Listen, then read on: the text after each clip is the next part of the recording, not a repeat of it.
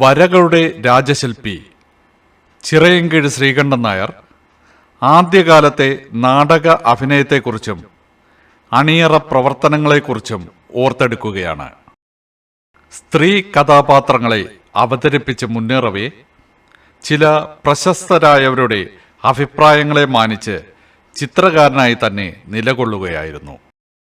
ആ ശക്തമായ തീരുമാനത്തിലൂടെയും കഠിനമായ പരിശ്രമത്തിലൂടെയും ഉന്നത തലങ്ങളിലേക്ക് എത്തിച്ചേരുകയായിരുന്നു അദ്ദേഹം. ചില ചലച്ചിത്ര വിശേഷങ്ങളും ഗോപൻ ശാസ്ത്രമംഗലവുമായി പങ്കുവയ്ക്കുകയുണ്ടായി. രംഗപടം ഏതെങ്കിലും വളരെ കുറച്ച് സിനിമയിൽ ഞാൻ ചെയ്തിട്ടുണ്ട്. നാടകത്തിൽ ധാരാളം ചെയ്തു. അത് ശങ്കരപ്പിള്ള സാറിന്റെ മിക്കവാറും നാടകങ്ങൾ നടി ഞാനായിരുന്നു.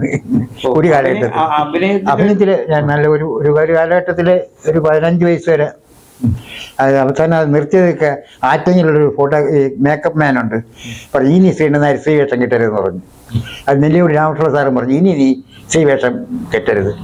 പ്രൊഫഷണൽ ഗ്രൂപ്പിൽ ഞാൻ 1 വർഷം കാവാലം ഗോവിന്ദൻകുട്ടിയാരുടെ അധികമായ അമൃതം വൃക്ഷം എന്ന ഗവൺമെൻറ് സർക്കാരിന് വേണ്ടിയുള്ളവർ അത് എല്ലാ പഞ്ചായത്തുകളിലും പോയി കളിക്കണം.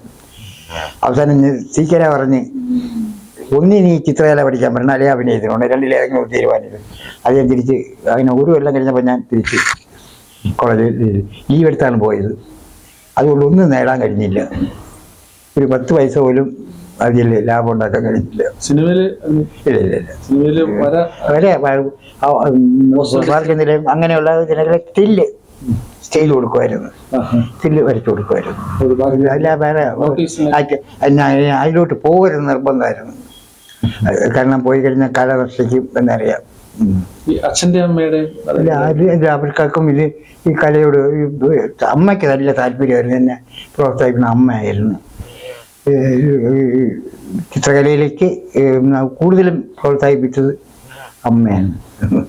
സ്കൂൾ സമയത്ത് അധ്യാപകരാരെങ്കിലും ചിത്രകലയ്ക്ക് ചിറയൻകീഴ് വന്ന് ഞാൻ തിരുവനന്തപുരത്ത് വന്നതിന് ശേഷമാണ് ഇവിടെയുള്ള ആൾക്കാരുമായിട്ടാണ് കൂടുതൽ നമ്മുടെ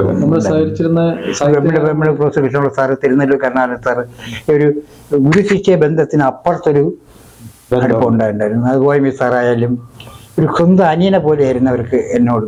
കൃഷ്ണപിള്ള സാറിന്റെ 1-2 നാടകങ്ങളെ ഞാൻ അഭിനയിച്ചിട്ടുള്ളൂ.